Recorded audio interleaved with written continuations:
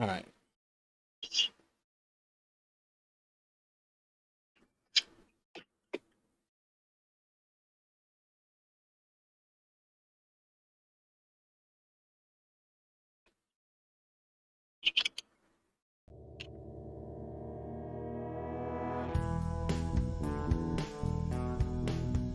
This is Ruckus,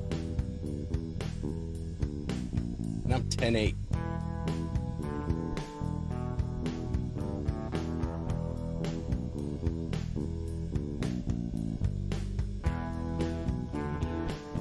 Hey, D.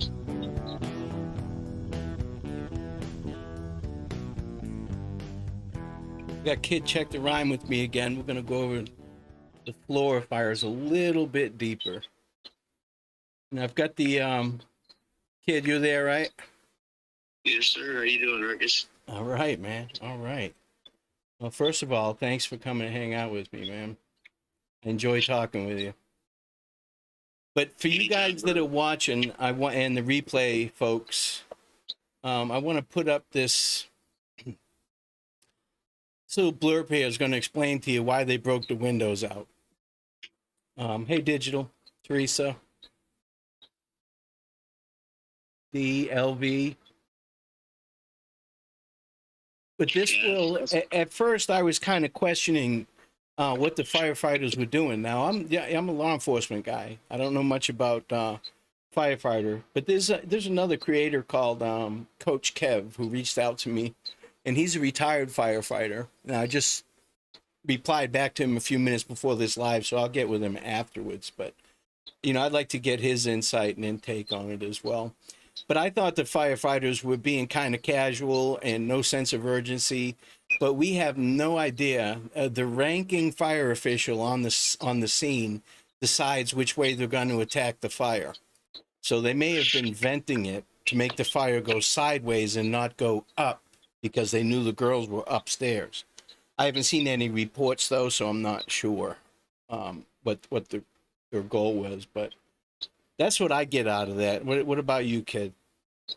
That's kind of what I'm getting at as well when it comes to that. The first time I seen it, before I researched any of this and fires and whatnot, I assumed that you called the fire department, they run to your house, they kick open the front door, run in and save everybody they can as fast as they can, get out and put the fire out last. Save lives, put the fire out last. That's what I assume just as a layperson. I'm not in law enforcement or firefighting or first responder at all. But once you start watching these videos and their training videos, I mean, there's an art, there is a science to fighting these fires. Depending on the type of structure and whatnot, and typically, like you said, your leader there, your lieutenant, your chief, or whoever's the person that's in charge is the one that's typically giving the orders as far as how they're going to attack the fire. Depending if it's a multi-level, if they're going to vent, like you said, a horizontal vent, or if they're going to do a vertical vent or an attic vent. It just all depends on the build of the house. Correct. And location of the fire and all that. Right. So the leader, he looks like he's walking around the house with an axe doing absolutely nothing. Well, what he's really doing, he's assessing the situation, and then he's going to find a spot to vent it, like on a PPV, a positive pressure ventilation, where literally the driver, everybody has a job, but the driver brings the fan to the spot they're going to, start the ventilation. The guy that's running the show, he's going to find the best place to vent it, because you have to have twice as much space to vent the fire as you do as you are going into the fire. There's like a science to it. So, even though they look like they're sitting around and stuff, they're probably waiting on certain things to happen before they enter in there. Like you said, it looks like they're trying to do a horizontal vent. And Coach Kev has said, they did a pretty poor job, and it's a volunteer fire department. Yeah, they may have done a bad job. I don't think they were malicious, though, to be honest with you. No, and not only that, you got to look. If you look at the time of death on the death certificates, unfortunately, they're putting it as 3:30 a.m. The first responders didn't show up till 3:35 a.m. That smoke is thick. And if you read the HEDRIC report, which they're available online, we can go over that. The survivability in a fire with or without accelerants, the max is like 250 to 300 seconds. Yeah, I read that. Minutes. Yeah, that's crazy. Galen tried to run up her deposition. She woke up. She immediately tried to go up the stairs, and it was so hot she couldn't go up there. So, and she was the first one. This is before 911 is even called. And she couldn't make it up there. Yeah. So to blame the firefighters that they didn't respond fast enough, and it's their fault that the girls died, which I see a lot. I just encourage people to go get educated on the firefighting techniques and stuff, because once you learn that and you understand that, they can't just run in there and die in there as well, trying to save you as well. They have to make the area as safe as they possibly can with the technology they have and the knowledge they have as far as, researching these fires and how they respond. Okay. Coach Kev, I got your message, brother, and I'm going to reach out to you after this live. I definitely want some insight from a retired firefighter, dude. That was awesome. Thanks for reaching out. Hey, Tina. Hey, Indy Pam, Kelly. Good to see you guys. Thanks for stopping by, Lisa. But I'd encourage anybody to check out Coach Kev's channel as far as the fire research and stuff. Man, he breaks it down to common knowledge, so common language, so people can understand as well. He's a great guy. Right. Thank you for your service, Coach. Yes, absolutely. Thank you for your service. I couldn't do your job, Coach. That's for sure. But hey, thanks for telling me to check him out before this, asshole. Right on. every channel I'm on, you're on, Ruckus. Like I was on, watching Sandra Edgel. If that's, I probably butchered her name, and she's just a nobody as far as she doesn't have very many subscribers. But man, when she posts, I'm like, yes, because she has this cool sense of humor, and you're on there. I'm like, how did Ruckus beat me here? Dude, I go everywhere. You can learn something from everybody. I try not to lurk. I try and at least say something and reach out and try and get some information. All right, I'm going to throw up. I've got some documents here, and I'm going to start with. Well, actually, let me just read this real quick. This is the initial complaint from Galen's attorneys. Okay, and they tried to sue everybody, and throw the spaghetti up against the wall type of thing. But according to her, she took possession of the property, and there was numerous issues with it. Now, you and I discussed that lease agreement. That thing's ridiculous, man. You have to fill out more paperwork to buy a box of 22 practice ammo. It's ridiculous. But it had a leak already, and the electrical outlets were not working. I mean, from Jump Street, and then he tried to repair the kitchen outlets in the ceiling leak unsuccessfully, and did not perform any other items, did not go back to fix it. But my thing is here, on the night of the fire, November 20th, 2016, and this is in her, the initial filing of her paperwork to the Birch. Is it Birch Street? Yeah, Birch Tree Holdings, Joshua Ayers Company. She said that her and the kids went to bed around 11, and all the appliances were properly shut off and no candles were burning. Okay, and at 3:30 p.m., the property was on fire. One smoke detector was found in the property on the ground with no battery present. Defendant is responsible for the installation, replacement, and repair of required smoke detectors. So this is her attorney filing paperwork. So you look at that and you say, oh yeah, he's responsible. No, it doesn't mean that at all. Her attorney's going to say that every turn that they can. And unless it's from the court, where a judge made a decision, it doesn't mean shit. They're going to try and talk shit about each other. And just let me touch base real quick on what happened when the fire first started. And this is the call out, what I'm talking about, what happened. This is the call out with the fire department and all emergency people. Now they use I had to look these up because they use 1076 for en route and 1023 for on scene. For us it was 54 10:54 if you're en route. You know, I'm 54, you're 20 means I'm coming to you. So it's a little bit different. I had to actually look it up. But they got notified at 3:35, and at 10:22 in the morning they cleared it, and everybody was back on duty. So that's a long time, don't you think, kid? Depending on what the SOPs are, as far as, you know, them investigating, you know, there's a lot of people on scene. My guess would be because of the four deaths, and the leadership. You know, I think there was a big failure of the leadership on the scene, and the leader happens to be Randall. From the beginning, during the fire, it's obvious. You know, like I said, I'm not a firefighter, but you know, from other firefighters stuff, that, yeah, maybe the scene was a little lax. If you start reading the reports, even after the scene, you know, he's supposed to be the one in charge of it, securing the scene. That wasn't done properly as well. How he ruled it in arson, that was improper as well. So it kind of all goes back to leadership failure. Well, according to the official report from Flora Fire Department, at 4:24:19, 3 children were declared deceased. At 4:28:32, so 4.5 minutes later or so, the fire was reported to be under control. That's why I said, man, it took a long time. So another 6 hours after the fire was under control is when they cleared the trucks to return back to duty.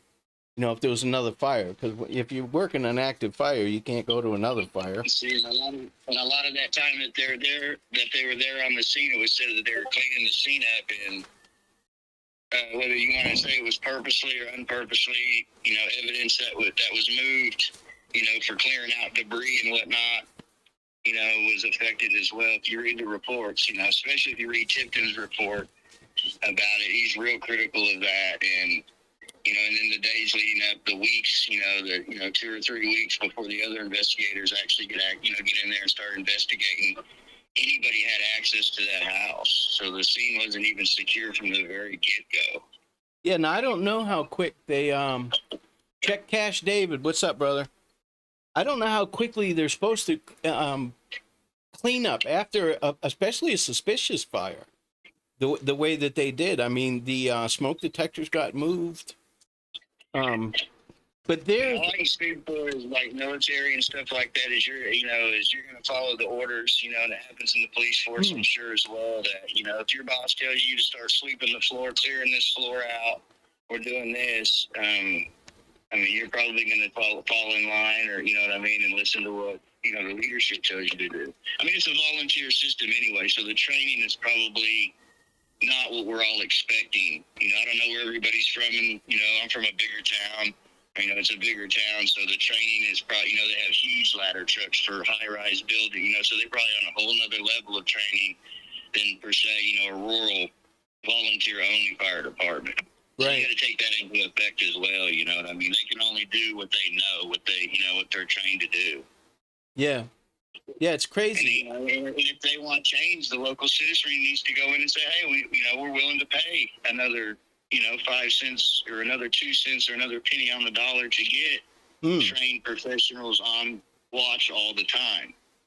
But even if you do have a fire department, the way that homes are constructed now, your survivability rate, like I said, is dependent on the build of the house. And we could talk about that with Galen's house, how, you know, it was originally a single dwelling, then they put it into a duplex. Did that affect the survivability rate? It cut it down quite a bit. Yes, you know, there is argument of that. But like your new construction homes, you know, they're made even more cheaply than your older homes, so the survivability rate is lower as well in your newer homes.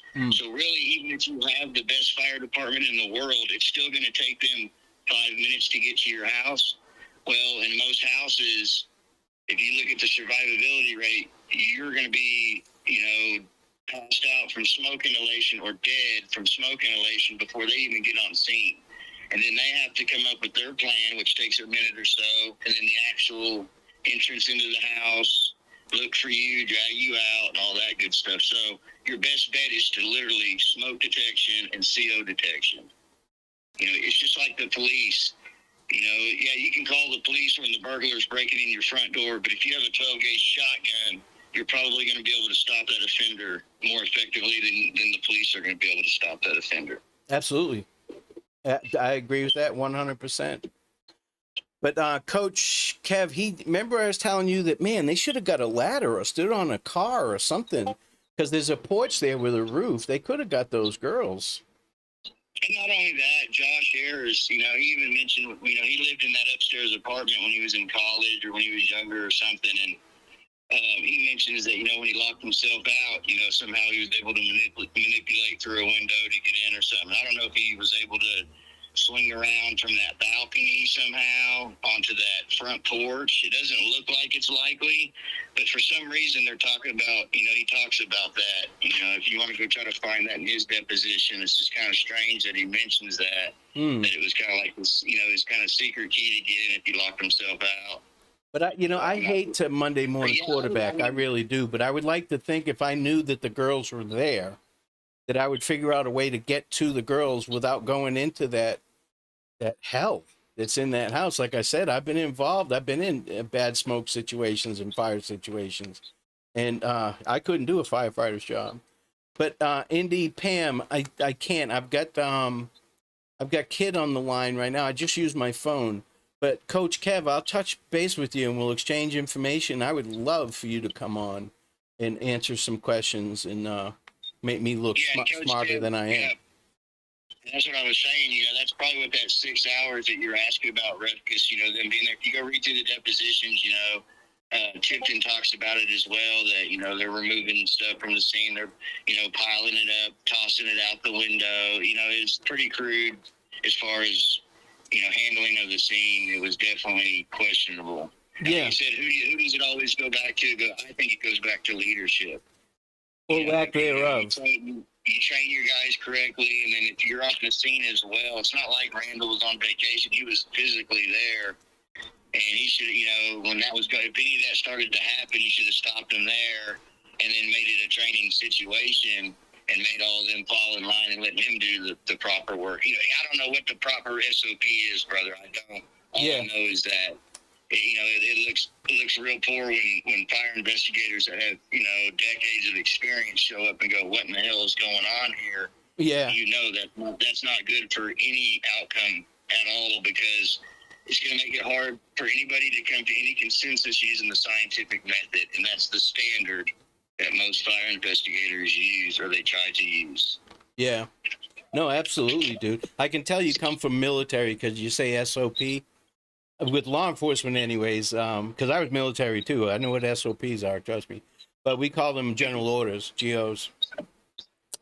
But I just noticed that a lot of people, say, like that's, those firefighters, it was murder and stuff. Just go get yourself educated. There's several, like I said, Coach Kev has it. There's several videos on YouTube, and it'll kind of blow your mind, and it may make you think about checking that smoke detector again, because it's just like the police department.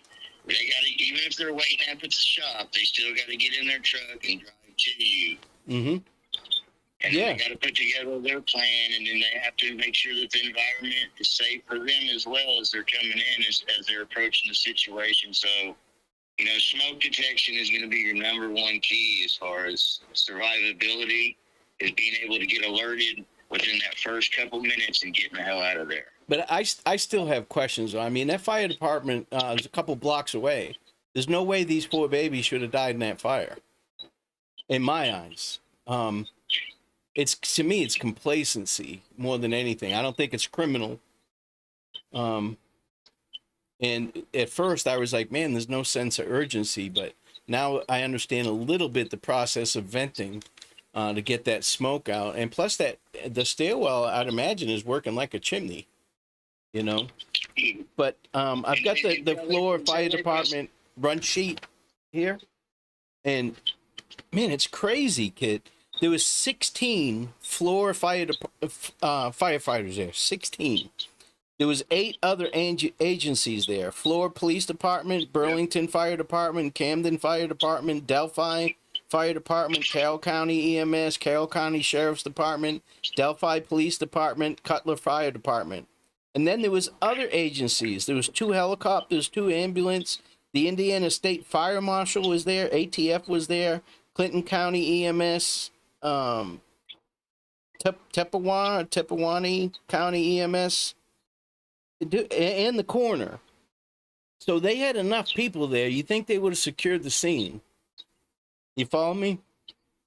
I follow you 100%, brother. There's no excuse on why it wasn't. None. Yeah, it just doesn't make sense, man. On a professional level, you know, if anything, I've always seen the problem where there's too many people trying to take charge. Not nobody was taking charge. And also, I noticed from our last, and I sent you a picture of it from our last live, that house did have natural gas service. So there was natural gas in there. And I don't know if I'm sure everybody has already seen this dash cam video. I zoomed it in a little bit so we could see what they were doing on the porch. And I took the sound off because I don't want to listen to it again. I listened to it once and, you know, it's horrible. But this Deja vu is asking if the electrical box is up to code. I mean, we can get into the, you know, the ruling on the cause and how all that went if you want to. That opens up a whole can of worms, which we'll get to. I just didn't know if you want to get to that right now. Yeah. To answer your question bluntly, no, nothing was up to code in this house. Nothing. Yeah. I mean, up to code is a relative term in this town, you know, as far as, for one, you know, for a law to be effective, it has to be enforced. So, you know, even if they had building codes and whatnot, I put a lot of skepticism on whether they were followed to begin with, because this was a house, you know, that was split into a duplex in 1990, I think 2 or 93, you know, and supposedly an electrician did it. But if you go back and read Galen's deposition, even the previous tenant above her had electrical issues in their apartment, as well as the tenant that was in the apartment during the fire as well. They report that, you know, if you run the dishwasher at the same time as the toaster, you know, I don't have the exact, I can get you the exact 2 appliances, but basically if you overloaded that circuit, it would pop the breaker in the basement. They would have to go get permission from Galen to get down into the basement and flip the breaker, or they'd have to go get heirs to flip the breaker. And this happened several times, you know, a couple times. I'm not going to say several. A couple times with the previous tenant that was in the apartment. And Galen was in there on May 1st, supposedly, or somewhere around that day. This was in the 11th month. So, you know, you're talking a short amount of time. Then the new tenant moved in, had the same exact problems. And if you want to, you can play the interview of the upstairs neighbor guy. If you have that, brother, if you want to play that interview, it's probably 4 or 5 minutes. A lot of people probably haven't heard it, but he alludes to that. He talks about the electrical problems that they had in the upstairs apartment. And he also hints at the smoke detectors that were upstairs were improperly positioned in the apartment as well. One is put in front of the vent, causing it to go off when they use heat. So they removed the battery from it, and then the other smoke detector, I think, was properly in a proper position and had a battery, and that's the one that woke them up, and they were able to get out of the apartment. And they did not have their daughter there that night. If you want to play that interview, he kind of explains everything that I just said in that. Yeah, I'll see if I can load it up. In the meantime, I'm gonna put up. Fuses, if you're talking fuses and stuff, it's an old house, so I'm guessing it's probably what they call a common ground. So the meter box is probably grounded, but there's probably not I don't know. I didn't, I couldn't see if there's 3-prong outlets, but I'm guessing it's probably the old school 2-prong outlets, and so each outlet isn't grounded, but the house is grounded. So they're using like really old electrical code, because it was built in the 50s. The house was supposedly the 40s or 50s, 20s to the 50s. So, the grounding is questionable as well. You know what I mean? The electrical meter is right there. And like the problem is that Tipton, he was a private investigator. They all talked about, where to go from here because there was conflicting evidence as to the origin and the cause of the fire, because they had arcing on the stove. They had what they looked like were accelerants on the ground. There was conflicting evidence as to what was going on at the scene. So they got with Whitaker, which is the ATF agent, and they were going to put together, an ATF was going to put together a computer model to run all these tests. They were going to gather all the evidence they could in that room and run all these tests and determine where the origin and the cause was. Well, before that could happen, Dennis Randall came out and declared it arson based on dogs that he had come out at the location, sniff for accelerants, and he found accelerants like in the living room, in the front door area. Well, he rules it an arson. Will come to find out when they send those off for testing, nothing comes back with accelerant on it. Nothing. And he implicated the mom. He made some very Exactly. suggestive comments that implicated her. He did. Which is bullshit. Straight bullshit. Yeah. All right. Now, just to run through this real quick, because, I want to get in depth with my opinion on all the players that are involved in this. But, this happened in November 2016. In January is when Dennis Randall had his press conference where he implicated the mom. And there was already, they got the tests back by then that said there was no accelerant. So he's just running his mouth. And then in February, the insurance company hires a private investigator, and he sends emails to the Homeland Security, Indiana Homeland Security, and the Flora Fire Department Assistant Chief. And Randall releases unfortunate and potentially grave injustice for the 4 little girls that perished in the fire. That's what this guy's opinion of Randall is, that it's this guy just totally did them an injustice by the report that he put out. And yeah, absolutely. Yeah, and the next day, crazy, man. He It's crazy. sent You read all these emails. It's crazy. The next day, Langley forwarded that scathing email onto Greason, the state fire marshal, and Whitman, the agency's attorney. So the next day he did that.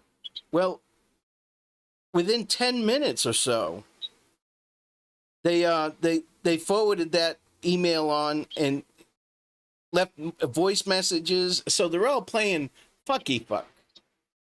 They get this scathing email and they're like, shit, within minutes they send it off to the rest of their buddies. And I hate this. You guys know I hate this. I'm pro law enforcement. I'm pro government, but I hate to see this kind of shit where it's blatant. It's blatant, and they all step down. I mean, this one document, I was highlighting what I thought was important, and look at how I'm using a yellow highlighter so you can see right through it. That's pretty cool. But it's like the whole thing, the whole document needs to be read. Once Carter's vowed, he said, I'm going to get to the bottom of this shit, because he had no idea. Him and Ives had no idea about any of this shit, so they say, but I believe them. And when he says he's going to get to the bottom of it, people start quitting. And here's my problem. Here's my main problem with this whole thing. You've got Dennis Randall, okay, IDHS. He's at Homeland Security. He's the main fire inspector for the whole state.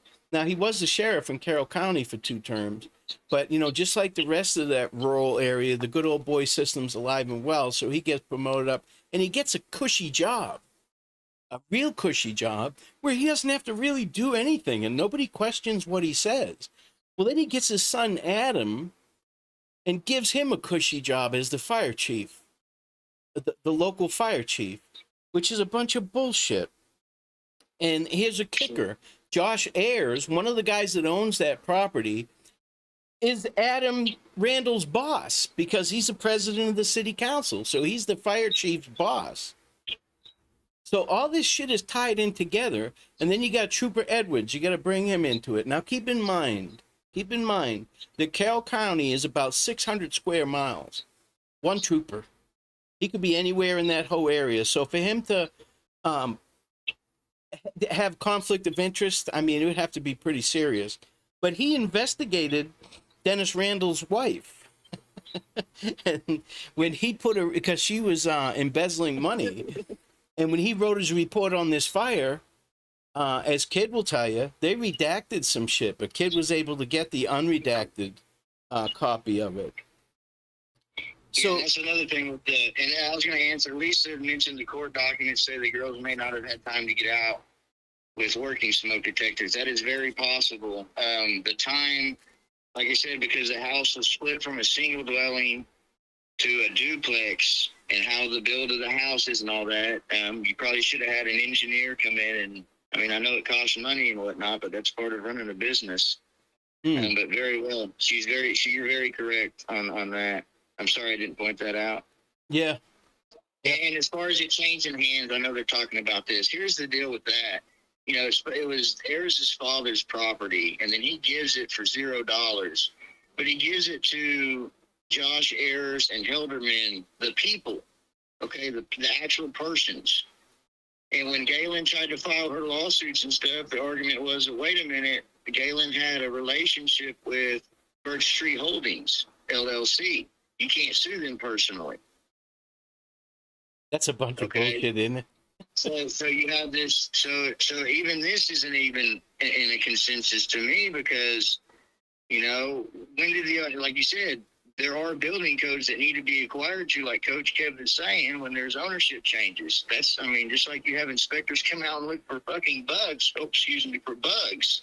Of course, you're going to have them check to make sure the house is up to code for all that. You would think, right? You know, it's part of you know, real estate agents and stuff like that. I'm pretty sure that's part of some of their duties and whatnot. I don't know, but I'm sure that's probably part of their duty if they list a house that's incorrect. But that's the same shit, though, kid. You know, the home inspector's their buddy too. He's got a cushy fucking job. Exactly. It's probably his brother-in-law, and like I said, it goes back to, you know, the leadership in that area. You know, as far as, you know, okay, so yeah, you know, so they're not going to let Galen sue them personally, yet the property was transferred to them too, but they're making the argument that it was transferred to an LLC, which makes it a limited liability company. If you know anything about that, you know what that's going to entail. And it's like we talked about. They probably got 10 LLCs in between that. You know, if they're smart. But here's the thing. I mean, none of this. This is all a bunch of bullshit. It's definitely, I won't call it a cover-up, but I'll call it a cover your ass. They're all trying to cover each other's ass. But they're just got these fat cat jobs where they didn't have to do shit. And they just figured they could say what they want and nobody's going to care. Well, they were wrong. They were absolutely wrong. And this is the one time that I'm glad that the insurance company didn't want to pay. So they got an investigator, you know? So here's the thing, too. All of this, right, it means nothing to me. These 4 beautiful girls is what means the world to me, right? When it comes to this case, this is what breaks my heart. I mean, I don't get mad when I first saw this, I didn't get mad because, oh man, the firefighters aren't trying hard enough. I got mad because I've got so much empathy. I'm thinking of these poor girls upstairs. Now, like you said, they probably already perished, but still, it you know, that poor mom and those poor girls. Now, this litigation and all this finger pointing and all this covering each other's ass and stuff like that, that's a bunch of bullshit. And that needs to fucking stop. That's got to stop toot sweet. I know Doug Carter's a good guy, and he's an asset to the state. He really is. But him to say, well, it's a rural area, so you really don't understand. In the urban area, there isn't as many conflicts of interest, but in a rural area, it's inevitable. It's going to happen. It shouldn't. It shouldn't. And right, just like with the arson ruling, and you mentioned that, you know, that ISP guy that has a conflict of interest because he was investigating Randall, who's directly involved in this investigation, in which they say he isn't, which, you know, all the documents say he directly is. It's obvious. If you read his, Ives. You know, they talk about arson. I hear a lot of people, you know, everything I've seen on YouTube, a lot of people try to lean it towards Drew Yoder or towards Dysinger as far as the arsonist or something. It's always perceived that way. And if you go read that, you know, that letter that ISP guy sent, you know, he clearly says in that letter that Ives wants that ISP patrolman to start investigating Galen's boyfriend because of a phone call or a text message that he was checking on her well-being directly before or directly during or directly after. I can't remember the exact phrasing of it, but within time of the fire, you know, that the boyfriend was checking on it. That just kind of, you know, it kind of eats at me that you see Yoder once the dash cams are released. You know, you see Yoder doing the best that he can in the situation he's given, along with Dysinger. Those poor kids, You know, and they're kids. You know, people sitting there accusing them of, you know, the ones starting the fire. You know, like they're throwing gas in the front door and all this crazy stuff. When, you know, how come we don't talk about, you know, if you look in the depositions, you know, there was people at her house before that. So if we're going to go to arson, you know, why do we jump straight to law enforcement as the arsonist? Because everybody does. You know, what about the guy that was at her house, you know, earlier that evening, you know, that she admits to being there? And if you look at his past, he has a criminal past for domestic, for drugs. You know, why is it that we immediately jump straight to law enforcement? You know, the guys that are honestly trying to do the right thing there, you know, maybe they weren't able to do the right thing, but they tried their damnedest to do it. Why are we going to jump on their backs? Because it's easy to do. It's easy to do. They I stopped even watching other channels. Right. If it's arson, then that's fine. I'm okay. You know, if that's honestly what it is, I'm okay with it. The reason I doubt the arson ruling is because of how the investigation was conducted. And honestly, once you start destroying evidence, it has to come to the conclusion of undetermined just because of the scientific method. I mean, you can assume and think all you want, but just like all the opinions that you can find in these depositions, there was no accelerant found in that property. The reason that they ruled arson, the other investigator ruled arson because of the burn pattern. And the burn pattern this is after they've removed the debris and destroyed the evidence already at the scene. And not to mention they hadn't secured the scene from day one. And this is weeks later. So any of the evidence you do collect to prosecute somebody for an arson is not going to stand up in any court, any criminal court. Civil court's different because they're litigating in civil court whether Josh Ayers or Birch Tree Holdings had a duty of care to Galen. That's what the argument is. It's a duty of care. It's not whether it was arson. It's not whether they're responsible for the fire. It's a duty of care situation is how they phrase it in the lawsuit. But that's so, again that's the way the investigation was done. You're never going to be able to convict somebody short of somebody admitting to it. For the simple fact is the investigation was flawed from the get-go because of the leadership of Flora at that time. But you can't weigh, you know, that all that verbiage and stuff doesn't weigh much with me because that's just attorneys posturing. They're going to say whatever they want, kid. Until a judge says, yes, that's what happened, then I don't even consider any of that. Attorney's going to write whatever they want, you know. Right, I'm with Lisa as far as that. You know, I think that, you know, if you're in a rental, you know, it's a business, they're making money on you. They do have a duty of care. I think, you know, maybe this is time that citizens of Indiana, if you guys call your you know, your representative and let them know that, you know, maybe they should have to have hardwired smoke detectors in all rentals. I mean, I know it's not a cost effective and people are going to fight against it, but either that or educate the people as far as smoke detection goes. But, you know, even with firefighters showing up as fast as they can, a lot of the times, unless you're awake and are aware of the fire, you're going to perish in the fire. Yeah, there's no doubt. And firefighters are doing their best. I couldn't do their job. I could deal with assholes and drug addicts and shit like that. I can't talk to a fire. You know, a fire doesn't care if I shoot it. But you take, and you know, honestly, I mean, we could sit here and talk all day about what's been said, but you know, I just recently I decided, you know, I'm not even going to talk about other creators and other channels and stuff because I go fucking ape shit, man. I go ape shit. I can't even watch them anymore. You know, they're saying all kinds of shit and blaming with these wild ass stories. This is a tragedy. Okay, the fire itself, we need to find out how it was started. Well, it's just too difficult at this point because of what they did immediately after the fire was extinguished. They cleaned the place up. They basically ruined the crime scene. So we really can't do anything with that unless somebody comes forward and said, yes, I did it, you know? But just to throw another name out there for you guys too, Josh Ayers owns that house, right? Him and his company and his partner. His brother Adam lived right behind it. His wife, Adam's wife, called Josh first and then called 911. What? WTF? Hi, Lola. Hi, Kay. WTF, you know? Yoda was a volunteer firefighter, also in search in Delphi. The domestic call. And 6 minutes later, she called 911. So there's the first 6 minutes of the smoke pouring up.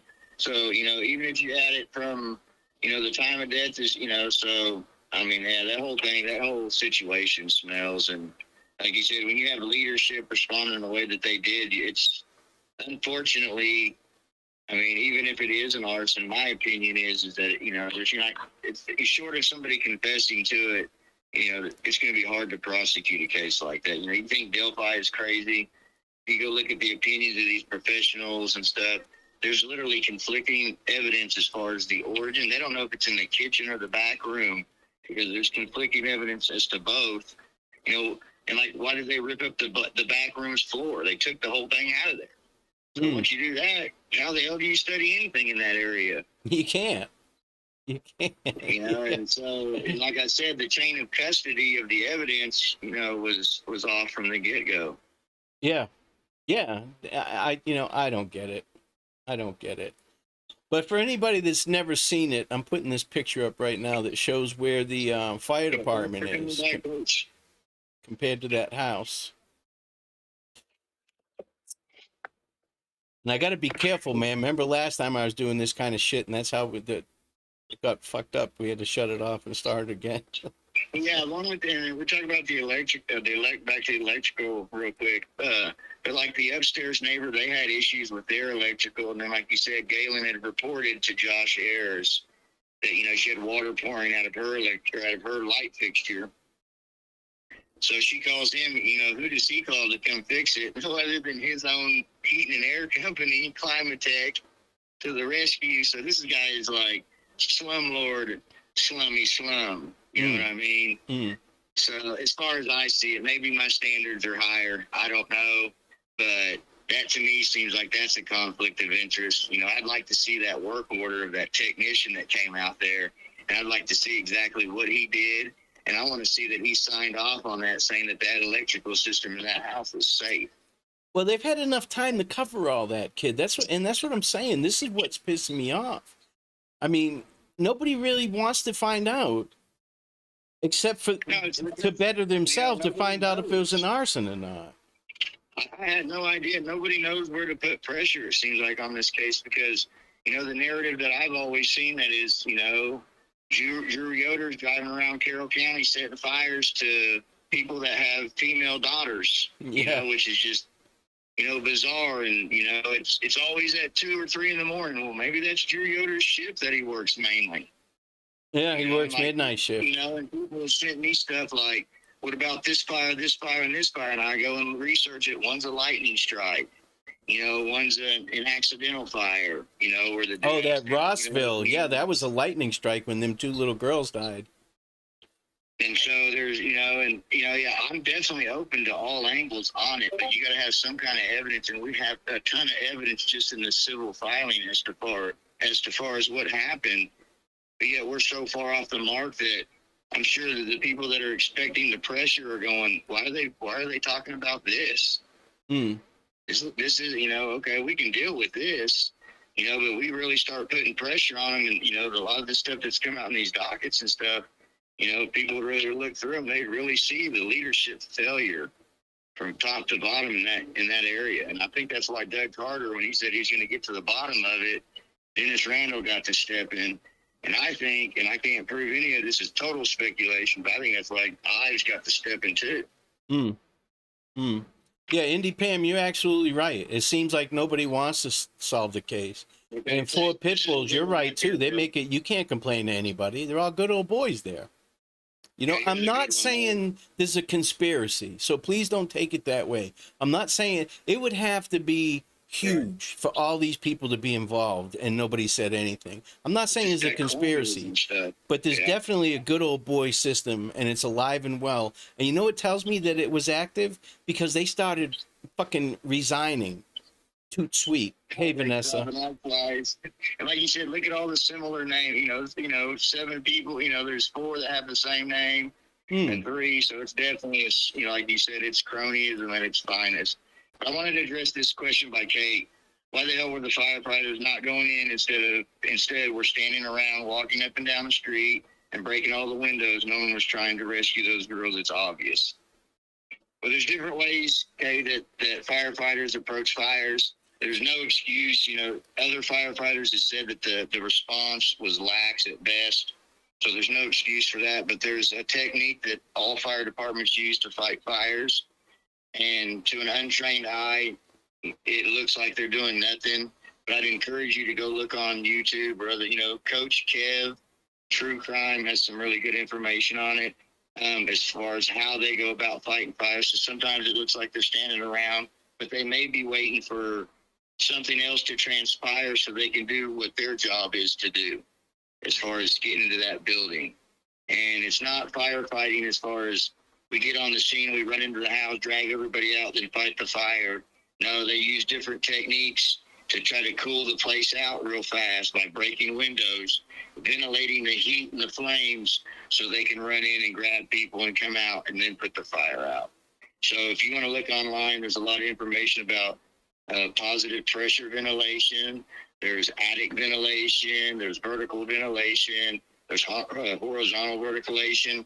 It just all depends on the build of the property, and it depends on whoever the leadership is on the scene decides how they're going to fight that fire, depending on the structure, where the fire is, what they can determine just from being on scene for that short amount of time.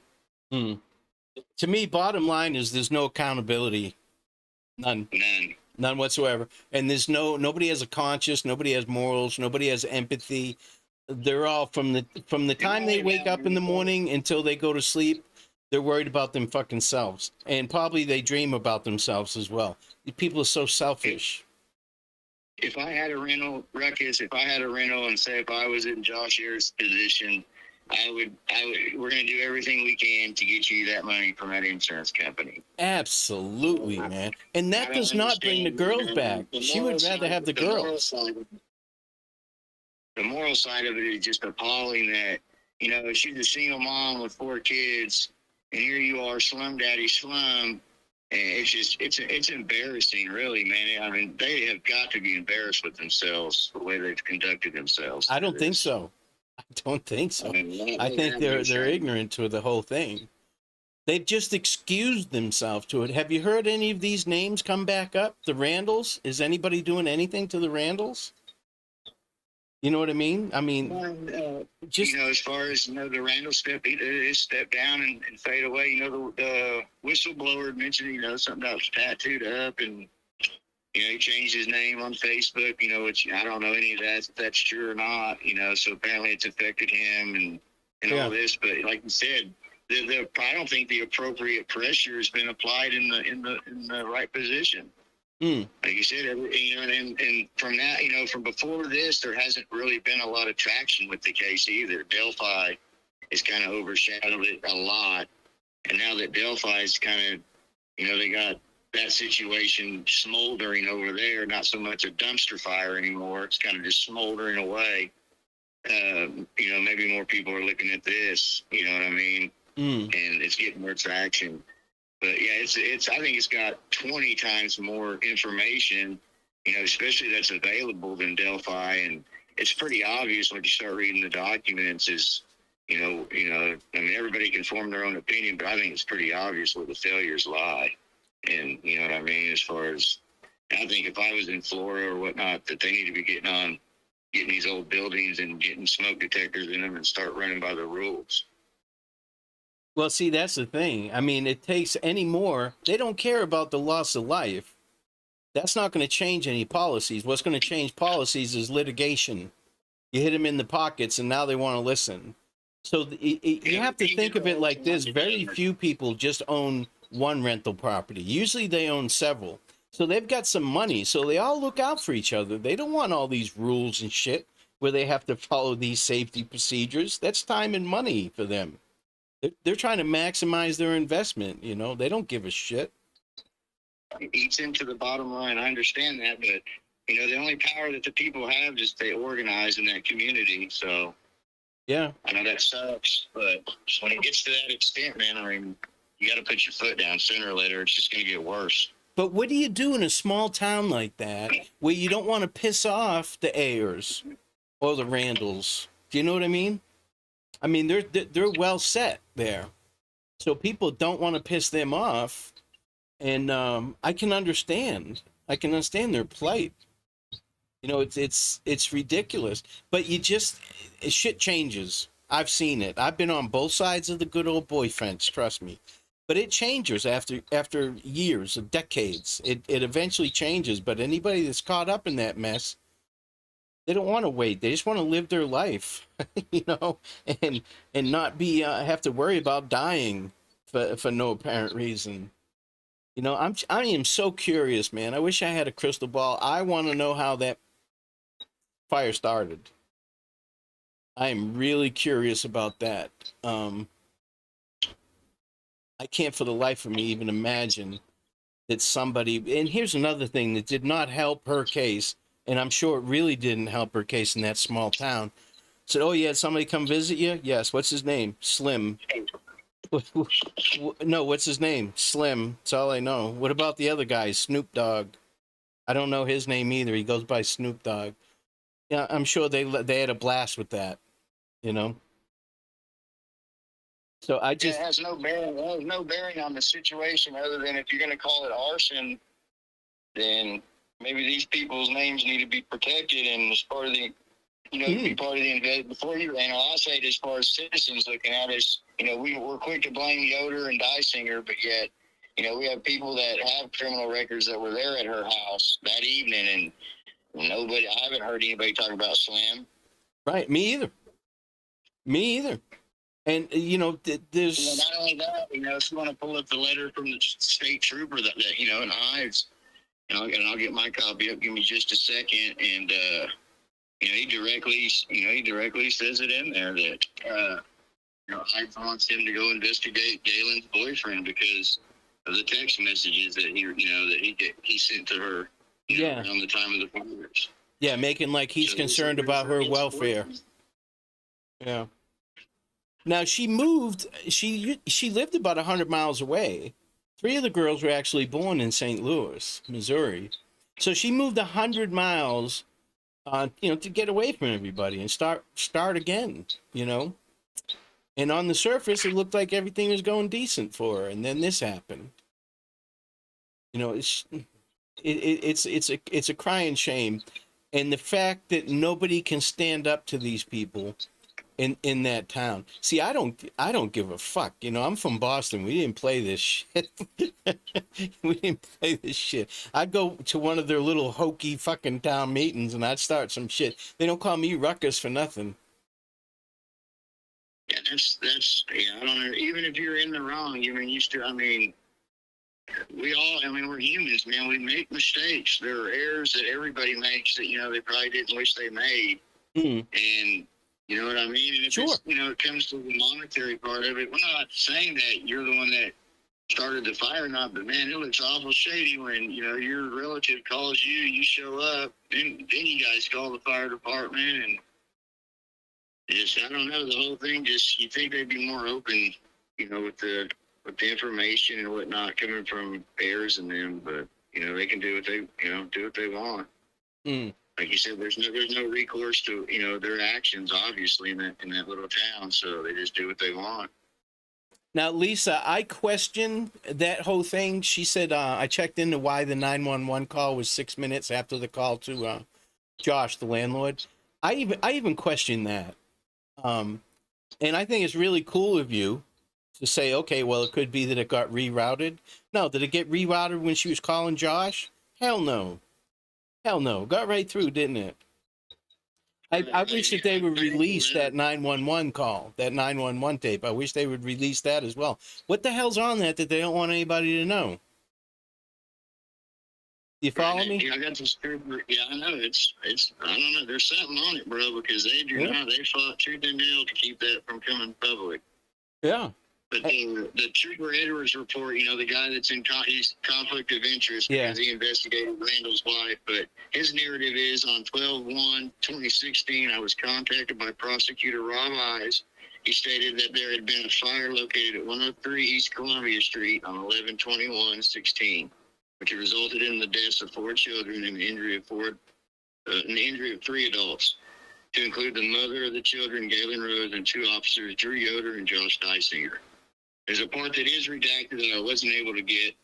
The next paragraph is Prosecutor Ives also stated that an ex-boyfriend of Miss Rose was interviewed, and that during his statement he mentioned contacting Miss Rose by text at a time that would have been prior to the fire occurring to check on her well-being.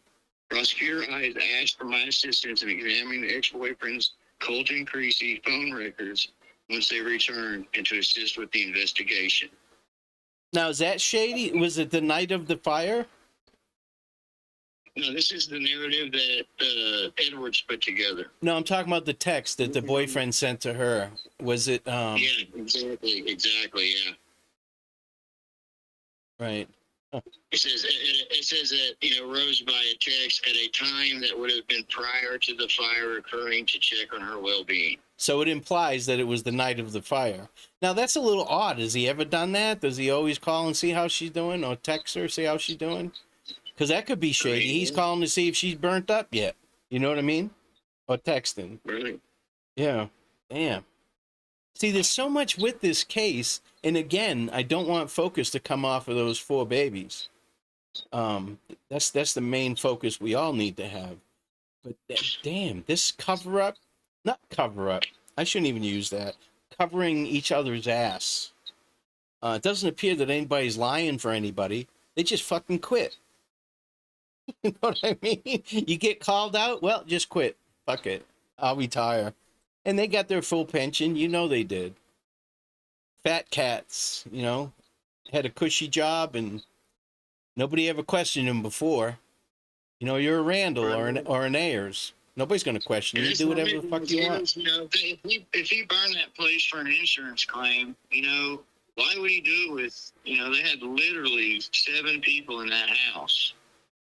And a lot of people say that, Galen wasn't supposed to be there and whatnot. But if you read her deposition and the transcripts, that evening she took her kid to the basketball game and they went shopping and they came home. Yeah. So, I don't think that, it doesn't speak to the days before it, but I don't think she was gone that weekend. And it would be obvious if there's 4 kids. Right. 4 kids there. I know they said, they came home. She didn't cook. They just made noodles and sandwich or something like that. And, the kids went up, got dressed, went, talked to their dad on the phone, and everybody went to bed. But surely you would have seen lights on or, and then the neighbors above them, the man and the wife were there, but their kid wasn't there as well. So, there's, that many chances of being seen or caught.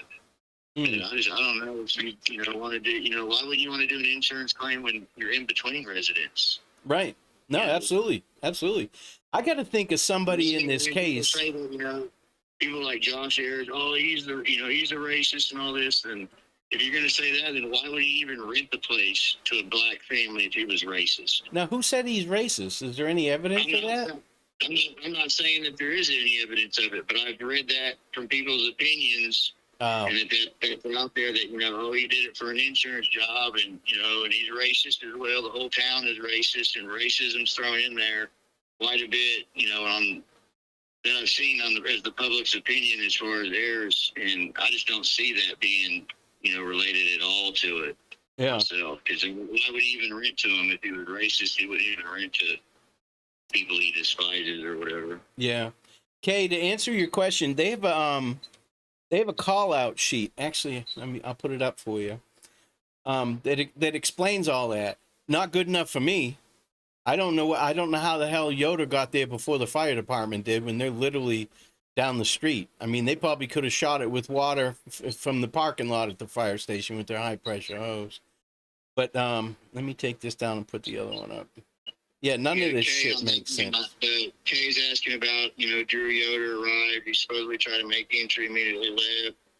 But, while I was a volunteer firefighter on scene faster than 24 seconds away, the volunteer firefighter department, and you'd have to ask the leadership that's in charge as far as how they respond to those fires. There's been no indication as to, why or why not. But literally, if you watch the dash cam, when Drew Yoder goes to leave to go to the fire station, if you read all the reports, Randall is pulling up to the house as Drew Yoder is leaving to go to the fire station. So the leader is showing up on scene as Drew Yoder is going to the fire station.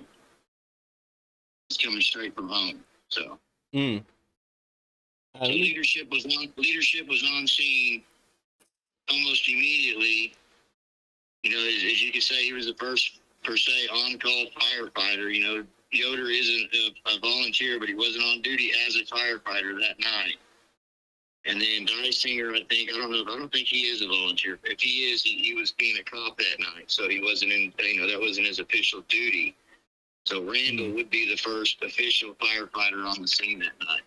And he's the one that's in charge. He's the guy that makes all the decisions, right, as far as what we're going to do and what we're not going to do. So those questions need to be leveled against the leadership, and that's what I said from day one. It's crazy that, we're worried about Drew Yoder and Dysinger, and everybody looks right over the corrupt-ass Dennis Randall, Yeah. Looks right over him. And they look at Dennis Randall, and they take his arson ruling as the gospel. They don't read into how he came about to that decision. They take that as the gospel, and that it was arson, and that there was accelerants everywhere and all that, and it just blows my mind that, Meow has done all that time to put those documents online for people to research. Well, I don't feel bad. David, you're going to love this. It's 80 degrees and breezy. Somebody's got to do it. I'll take one for the team, for all you guys. Hey, Jinx. It smells like banana boat, too, I bet, huh? Yeah, coconut oil, yeah. Coconut oil. But I put up the call sheet here so that people can see what happened. Now, I question, there's so many things that you look at with this, and you can question it. What took them so long to get there? Why don't they show any kind of sense of urgency or any of that? But some of it can be explained away. I'm not saying that it should be. I'm not saying that what I'm saying is what happened. I'm just saying that it's possible that they were trying to vent the smoke out of there. I don't think that there was, like I said, there was 16 firefighters alone, 8 different agencies. There was people everywhere. You know how big that conspiracy would have to be for that to be an arson that everybody participated in? That's nuts. That's just, I'm gonna go way out on a limb here and say that didn't happen. It's impossible to keep. The only way you can keep a secret between two people is if one of them's dead. So you're talking about 30, 40 people keeping a secret? I don't think so. And it's like Kay's back at it again with the, I guess it really doesn't matter, because even after they got there, they're just busting out windows, basically doing nothing. I mean, if that's your opinion of what you saw, I'd encourage you to go read the reports. They're on Meow's Reddit as far as what everybody was doing. I mean, they were all supposedly doing stuff, but yeah, you need to study some how they attack fires and stuff like that, because like I said, there's no excuse for it, but it's a volunteer fire department. All those guys have their own separate jobs as well. It's kind of, you get what you pay for. The training probably is pretty low, if any training at all. So, I mean... But I can understand. I felt the same way as Kay up until like a couple days ago. I really didn't know much about this case or firefighting, for that matter. They taught us just enough to be dangerous when I was in law enforcement. But right, everybody assumes it's like the police. They show up with the gun out and they go right to the suspect, neutralize him, it's over. Ellie's easy. Firefighting's done. So yeah, firefighting's they literally have different techniques they use depending on the structure, depending on what type of fire, where it's at, what they have access to, you know what I mean, what tools they have, what training they have. Because, I imagine Flora, they probably never even heard of some of the techniques that they use, depending on their training. Yeah. And when you have a volunteer fire department, you're not paying them So it's up to the individual to go get their own training, or does the city? Do they put him through training and waste money putting him through training, because they obviously see it as a waste because they're still operating a volunteer system. Yeah. But for instance, right now, if you look behind me, there's thick smoke coming out of this building. And there's firefighters that are just walking by, and they're walking up onto the porch. So that, and I understand, like I said, I understand both sides. I would 100% agreed with Kay a couple days ago. I don't disagree with her now. She could be right. But now that I understand how shit works and how they look at the fire and how they want to manipulate it depending on if there's people inside or what they need to do, they definitely don't want to backdraft either. So, you know, I can understand both sides of the story, but man, I would hate to think that many firefighters were fucking off during a fire. I would hate to think that. And they definitely didn't know they were being recorded. That's for sure. Yeah, I mean, if they all were, you know, it's just like any other operation. Where was the leadership at? You know, why wasn't the leadership putting people in positions to be the best they could be on the scene? Yeah. Okay, I'm gonna put this okay, I'm gonna put this information back up just so you can see it. They break the windows for a reason. If, and this is a big if that's why they did it. If that's what they were looking for. David, be careful out there. Yeah, we don't know what was being said between the firefighters and the fire chief. So, like I said, it'd be a question for the leadership. We don't know if Randall said, start breaking all the windows out. We're trying to do a horizontal vent. And there's no report on that either. Right, that's what I'm saying. So we don't know. So, you know, we'd have to literally question Randall. So that would be putting pressure on Randall, like, hey, why did you make this decision? Yeah, but fuck Randall. Nobody in the media has done it because we're all blaming Yoder and Dysinger. Yeah, but fuck Randall. You know, his dad was a fire chief. So he gets a fire inspecting job. Right. He was law enforcement. Yeah, that's exactly how he got that position at DHS, too. Yeah. What's up, New York, Rory? Hanging in there, brother. So I'm definitely with you on that, Kay. But, you know, if you're a volunteer firefighter and say, you know, you're just a Joe Schmo there and you show up to the scene and the fire chief says, start breaking that window out, and you break that window out, are we going to start holding that firefighter criminally responsible for breaking the window out? You could. I mean, that's ridiculous. That's just as ridiculous as, you know, as anything. Dude, we got little boys going into little girls' bathrooms today's day and age. Both ways, you know what I mean, as far as that. But, you know, without us knowing that, we don't know. But, yeah, it's screwed up that Ayers is throwing rocks at it. But Ayers is, you know, he was a firefighter as well. Adam was? Adam Ayers? Randall told him to do something. He could have very well done it. I didn't know Adam Ayers was a firefighter. I know he was the neighbor. He's definitely not on the list. Because they have... I think it was in Lafayette, if I'm not mistaken. Okay, he wasn't in Flora, though, because they have the whole list and just checked off who was there. So... But yeah, dude, I mean, look at the fire. Look how quick that. So I can see people saying, yeah, accelerants, but that doesn't mean there's accelerants. It's not, and they say that, man. I don't think that fire is not that short. People say that. Okay, think about it. Elizabeth Ayers sees the fire. She calls the other Ayers. 6 minutes go by. If there was accelerants, bro, that thing would be blazing. Okay. You would think. 6 minutes go by. Yeah. Galen, wait, they call, you know, as they're calling 911, Galen's running out the house. Okay, so 6 minutes have already went by. That place should have been just in flames. Engulfed, yeah. You know, Yoder shows up and it's still just real smoky. Not a lot of flames. Right. So it's almost like, to me, there's evidence of both. That's what I'm saying. There's no consensus as to the cause of the fire, but there's evidence to say that it smoldered as well. Now, what do you... It was an accelerant that, you know, they immediately flashed off and caught everything on fire. That it could have been, you know, maybe it was an electrical deal that literally smoldered and then finally caught fire and then slow burned. And then once it got enough going for it, you know, they said the back door was open as well.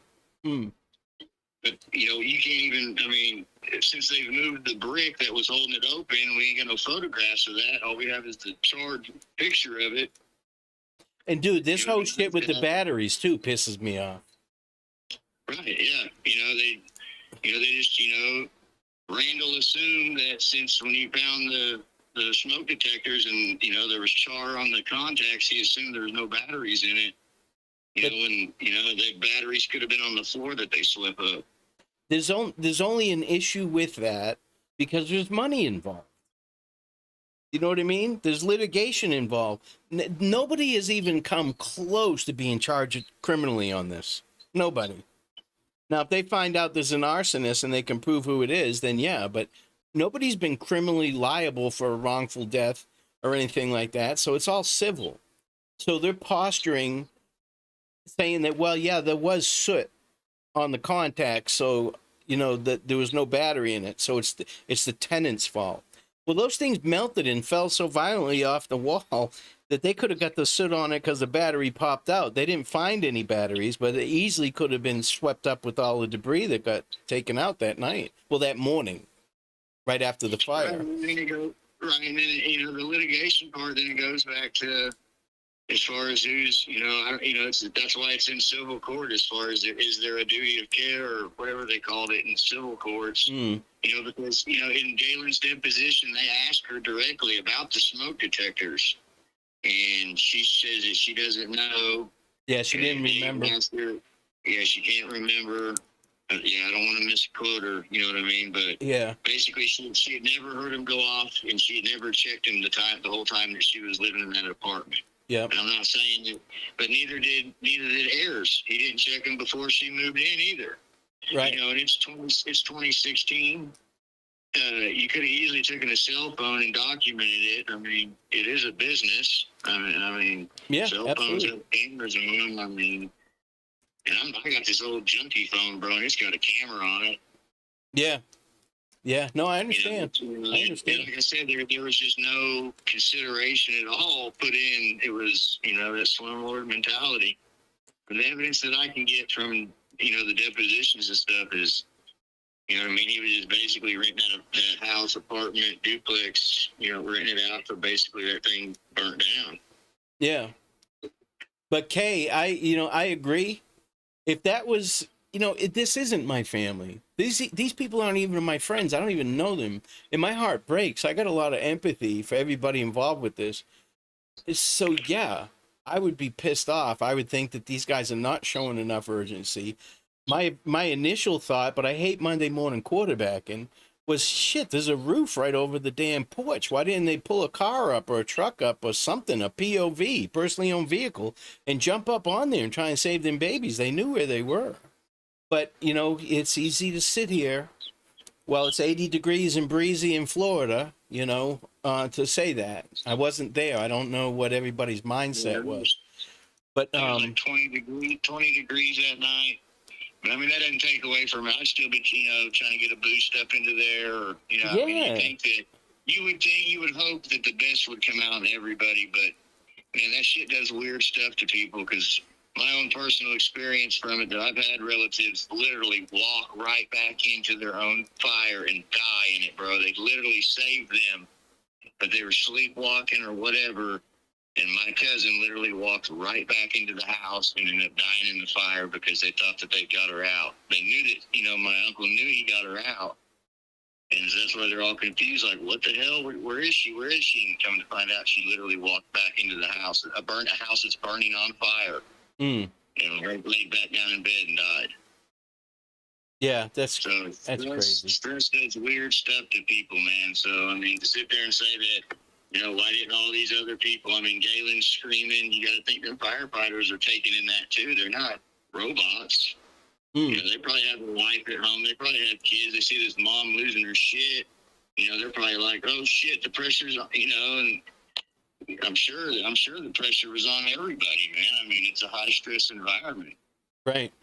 Well, to be honest with you though, in a first responder job, like my job and firefighters and stuff like that, you don't think about your wife and kids. You don't take that job if you're going to be iffy, because it'll cost you or somebody else their life.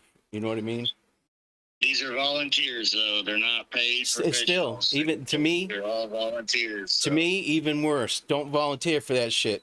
If you're gonna be sketchy. I agree. I'm just telling you that I can't, I can't change society by myself, brother. So Oh no, I agree. that's, from what I see, that's pretty much the, you know what I mean? Like, yeah, they're gonna, get there and save you and stuff, but it's not like what we want to believe that they're just gonna kick open the front door and come in and John Cena carry you out. You know what I mean? One on one arm, one on the other, with no. They're gonna actually assess the situation, vent the fire properly, get to where the people are. So, and not only that, it saves lives, because all the heat and pressure that builds up in a fire and all that smoke, that's what kills people. Right. And say they can get in there and vent the place, and it takes them 2 more minutes to come find you. Well, that's 2 minutes of you breathing clean air. Mm-hmm. Yeah, so absolutely. They're going to be able to come get you, and it may save your life, even though it looks like, damn, they're torching that house.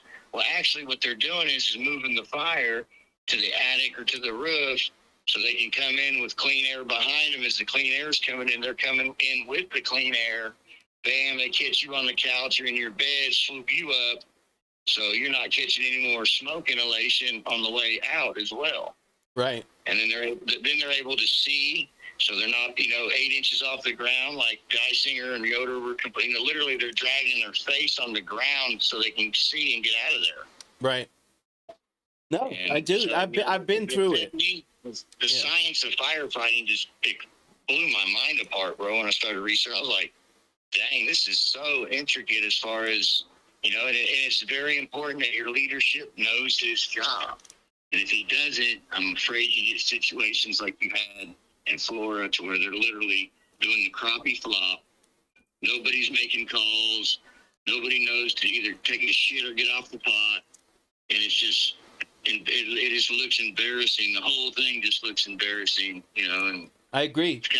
I think it's kind of sad that they blame Yoder and Geisinger with the lack of evidence they have against them. Like, them two kids tried their best, man. Yoder almost died. They tried their best. Good evening, public art critic. But you got to get,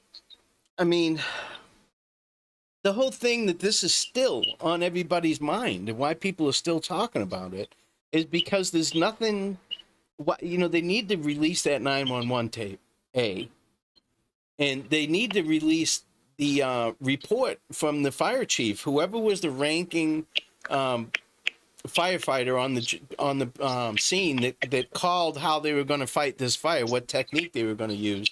We need to see his report or her report. I don't know. It could have been a female. I don't even know who was the ranking person there. But wasn't Adam there? Adam Randall, the fire chief, he was there, wasn't he? Yep.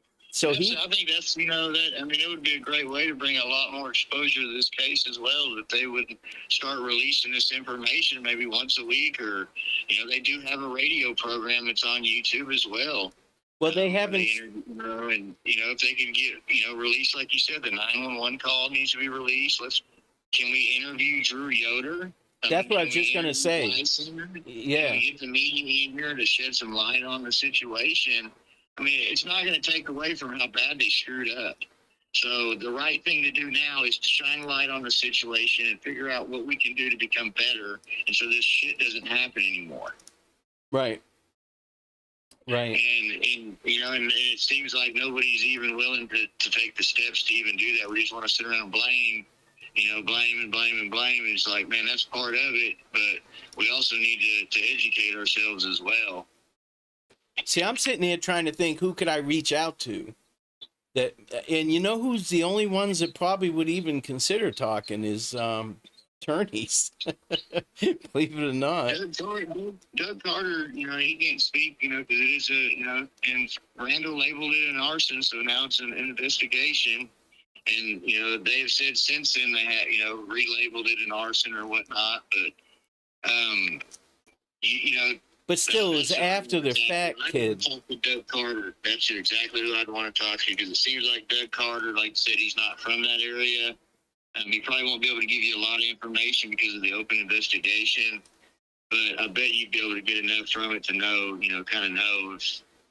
I've emailed him before, and I never got a response. Not on this. The arson. Yeah, my opinion is that he labeled it an arson so he could keep the investigation and keep his buddy protected, keep the little good old boy network there, away from litigation and having to pay out. Well, that makes all the difference in the world for everything. And they have not settled the I don't think they purposely said it to gain the insurance and all that. But, they never let a good tragedy go to waste. So they're going to capitalize. They're going to cap their slime ball. That's their, slumlords. They're going to capitalize on every situation they can. And what not better to have your buddy or, you're the town chief or city councilman, whatever you want to call it. What better way than to have your crony label it arson and it never ever gets solved. And everybody gets paid out except the people that are hurt by it. And you know what I mean? Because what's the first thing they did when Galen tried to sue them? What's the first thing they bring up? There's an open investigation. We can't release any of this information, and that's right. We're not going to give you all the information you need to be successful in your court case. Good luck fighting this tooth and nail to get any document you want from us. That's a boilerplate answer if I've ever heard one. But they haven't settled the civil case yet anyways. So, they don't care. They'll try and stretch this shit out. But Kay, I agree with you. The fire definitely really took off after they broke the windows. But that may have been, believe it or not, what they were trying to make happen. So the fire went sideways and not up. And Art Critic, I hope the FBI or LE's on them, but I think they'd have to look right in their own hallways. Just the good old boy system is what's going on here. We all know it. I hate saying it. You guys know I'm pro law enforcement, but everything points to these guys being buddies. It's cronyism going on at its finest. And Kay, I would just really encourage you to go check out the firefighting techniques. They're online as well.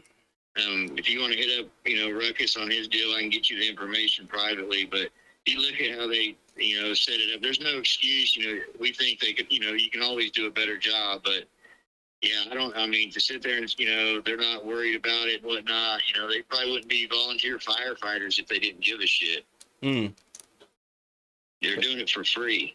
But yeah, Public Art Critic, we were just talking about that. That whole town's run by about 3 or 4 families. You say they have protective, they do have equipment, bunker suits to protect them. But if you can't see where you're going because of the smoke is so thick, that gear means nothing if you literally run into a wall and say your mask comes off or a piece of debris hits you upside the head and your mask comes off. Now you become a tragedy and you become another fatality when that could have been avoided because they understand how fires react to different situations and they're able to manipulate fires to do things that they wanted to do so they can get in safely and protect themselves at the same time as protecting the person that's in the fire. And see, I never knew any of that until recently. It's crazy when you research it and you realize, it looks like they're torching the house, but literally they're bringing in fresh air to the whole floor. They're able to see everything. You can have your opinion, but it's based in no fact as far as firefighting techniques. Here's one thing that I'm absolutely positive behind me is not an arsonist. That's not going to, they may have not done their job. Hey, Justice Angel. They may not have done their job, but we all need to come to that, because right now we come to the consensus that no, we're not going to charge our firefighters when something like this happens, and we're not going to criminally charge them. Now, if people want to come to the consensus that, we should start charging them criminally, then you won't have any firefighters. No. Who the hell wants that job? The police situation is the same way. You just got to try to weed the bad ones out, just like you do with any profession. There's horrible people that do every profession. We just need to do our best to weed them out. You see corruption. I know it's a small town or whatnot, but people need to put their nuts on the line and call it out. Be a man. Call that shit out when you see it. I know this, dude. They put us. I don't even know why they put us through this. We were law enforcement, but we had to go through a tower. We had to train with full equipment. It's the only time I've ever worn full equipment. I've been around fires, but I've never had to do anything like this. And they lit this this thing on fire, and we had to go in and go up to the third floor and grab something and come back down. Dude, now I know it's Florida, so it's a little bit different, but just all that equipment on, you're sweating your ass off in that equipment. Your seal is breaking because you're sweating on your mask, and you can't see shit, and it's hot, and you can feel the heat from the fire going through your suit. I mean, it's fire retardant. It's not fireproof, and so you can feel the heat, and it is fucking miserable. It took us we had to do it 2 people at a time, and we had to stay together, and it took us, I don't know, like 45 minutes to get up 3 flights of stairs, and it's a small tower. 3 flights of stairs, get something, and come back down. It was like 45 minutes. It was crazy. Couldn't see shit. I think I see Kay's disconnected. She's from LA, so she's probably has like super trained firefighters that have, probably several certifications. You could probably take a regular firefighter in LA and put him in Flora, and he would be like the super duper firefighter. Yeah. Because of the training and the requirements and stuff are a lot different there. So, yeah, I could definitely see Kay. She's used to seeing him just, probably show up with a 10-man crew at every job and, you know what I mean, have, the latest and greatest and whatnot, but not when it comes to rural volunteer firefighting. It's, like you've seen, man, it's probably best that you get smoke detectors or your own fire suppression system than to solely rely on the fire department to put the fire out and to save you. That's a lot to ask. And at that short amount of time that you have to survive, that's a lot to ask. Like I said, it's just like asking the police to be at your house when that burglar kicks in that front door that you want that cop pulling in your driveway and shooting that intruder or stopping him and arresting him before he can get to you or your wife or your kids. It's not going to happen. You better go get a shotgun, like I said earlier. You better take it into your own hands to do the things that you can to protect yourself to the best way you can with what you got. And buying a smoke detector and checking your smoke detectors, I know it's silly, but that is the number one way. Not only that, your carbon, your CO detector as well. Now, I'm wondering, Coach Kev would know this. I'm wondering if the fire department has to write a report just like law enforcement does. Because like I said, if they could release that 911 tape and we can get a copy of that report, and get a copy of that report for whoever is in charge at that scene, that would tell us a lot. Tell us what technique they used, if indeed they used any. I just found out recently that whoever's running the fire, they're always across the street so they can watch for smoke getting sucked back in, which means there's a possibility of a backdraft, and they tell their guys get the hell out of there. I just found that out. Yeah, there's guys that, like you said, the guy that on a positive pressure ventilation, he's walking around the damn building, just he's analyzing the situation. You may think he's lollygagging because he's not at a dead run, but can you really analyze something at a dead run? At a panicked dead run? No. He's calmly walking around the structure, looking at everything that he can, get as much evidence as he can, and making decisions in that split second as where I'm going to vent, yada, yada, yada, as everybody else is setting up. Now, other guys may be set up quicker than other guys, so once they set up, they're waiting for the call, like, let me know when it's my turn to do my little job. Right. And so, yeah, it looks, so I didn't know, man. I was like, man, these guys, some of it is probably that. And then, some of it is, that we're just not aware of how fires are fought. But I know that's how it was with me. You look at it and you notice when that backdraft and Coach Kev explains it, and you go look at a horizontal, it's almost like they're trying to vent the house horizontal. There's like some half-assed attempt at it, and it just didn't work out. It just did not work out. It's a sad state of affairs all the way around. 911 call, man, there's no excuse for the 911 call. They literally paid money to fight that. Really.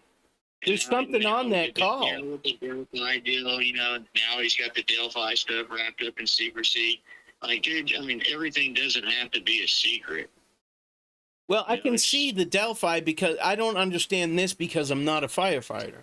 I can understand the Delphi side of it because, you know, I'm law enforcement. I can understand why they want to keep some of that information close to the vest because you're trying to catch a bad guy. Well, here it appears that the bad guys worked at City Hall. You know what I mean? So it just appears that. Amen. Amen. Yeah. So It sort of seems like to me. yeah, and I've watched all the videos, and the two deputies did indeed show urgency.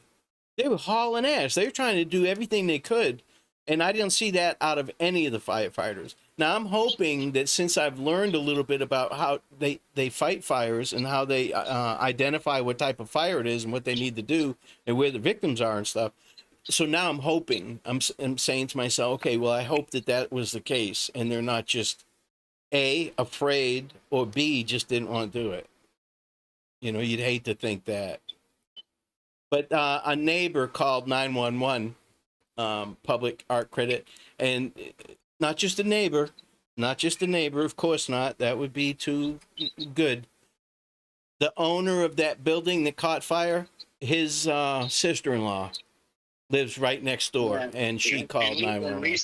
Lisa is 100% correct. There's not just one 911 call. There's actually two. Mm-hmm. Now, which one's important or which one's not, they're 20, I think like 20 seconds or something apart or something to that effect. But the upstairs neighbor called 20 seconds after Elizabeth Ayers either connected or called or something to that effect. So yeah, this whole thing so stinks. That they could release. They could definitely put stuff out like they did with Delphi to drive interest towards it to get publicity.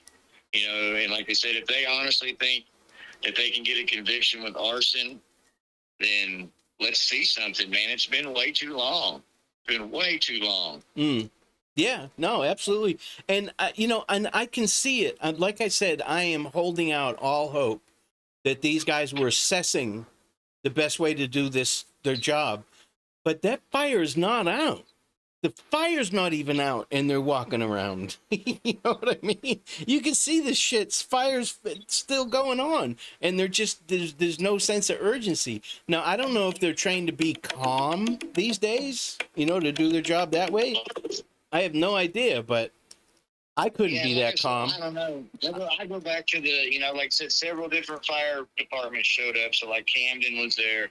So let's say they're all showing up. They're expecting a strong leader, right? They're used to probably somebody tell, hey, I need you guys doing this. I need, somebody that's not trying to run into the building or whatnot and not trying to be a firefighter, but actually being the guy on point that's sitting, like you said, that's sitting back and directing people and stuff. That's why I always, everything I can come to, it seems like it's a leadership failure on scene. It's a huge leadership failure.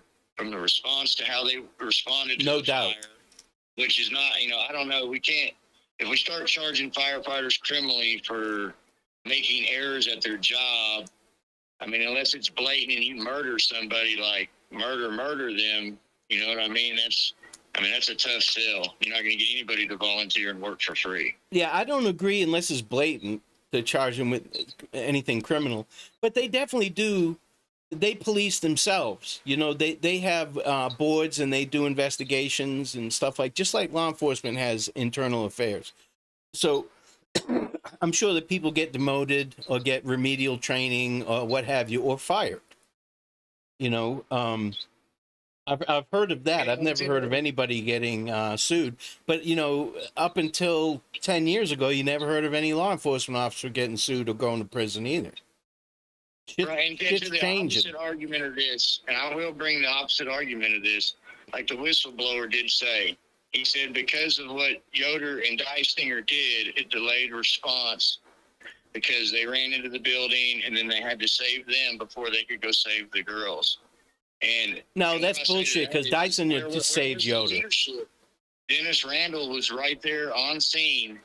How come he didn't tell them or stop them from going, from doing that, or, you know what I mean? And that's what it seems like, that Randall or somebody's trying to blame the cops for, running in there on them or not, or whatnot. But like I said, at that point that they were going in, I mean, the time of death is 3:30. We're talking at 3:40, 3:45. They're making entries, and you know Yeah, what I mean. seconds matter in this case. So, seconds matter. But you just seconds gotta, matter. yeah, you just, you know, until we can get more information, it's just like the Delphi case, you know. But I'm learning more and more just how fucked up Indiana is, you know. And It is, yeah. And yeah, I hope you're have. right, Deja vu. I hope there's a big reason they're holding that 911 call, and I hope it's enough in it to where it makes reason of some of the evidence to where they can come to a scientific conclusion. But the way that they've conducted the investigation, collected the evidence, I mean, they've lost the smoke detector, so it's gone. It's I mean, it's not. I mean, it's gone. I mean, it's misplaced, thrown away. It's gone. So there's evidence, you know. So what else is?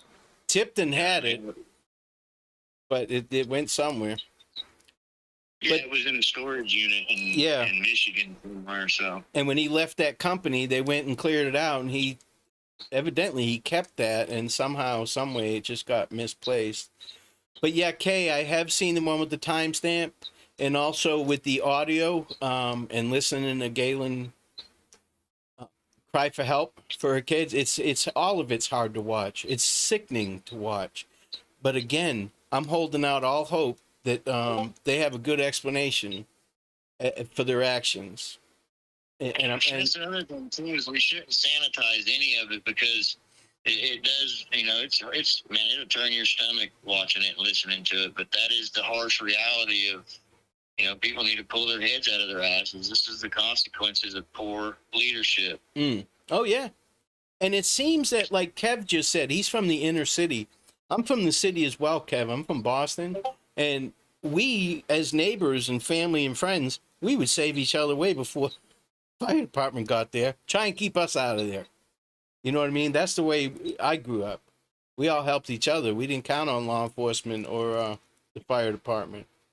We took care of that's a good point. Lisa mentioned that, you know, that she was talking to Vanessa, and she mentioned that maybe it took them 6 minutes to route the call, and maybe they're embarrassed by that. And that could very well be. I mean, that's a good point, that literally it kept rerouting and nobody got the call. And yeah, I mean, that, you know, it could very well open up a whole nother, you know, can of worms as to, you know, what are they doing? Are they taking money from the 911 call center, the technology, and not spending it on technology? I mean, it could open up a whole other can of worms that they don't want to open as to why the call wasn't routed correctly. I mean, it could be it could be. We don't know. It's crazy. What could be is crazy. They need to just go ahead and release it. You know? I mean, you could make that argument too, because literally the neighbor and the neighbor directly next to him, and then the one above them in the same house, you know, they connect within the same time. So it could have been a routing issue, like Lisa was saying. I never even heard that, or even considered that, or even thought of that. And that kind of, I mean, that does. I mean, what if there was something, you know, what if somebody unplugged something or something, or, I mean, I don't know. The thing is that we don't fucking know. And that's what's so hard that's a hard pill to swallow. And I've never been on this side much. You know, I've always in the know. I've been on the inside, you know, but.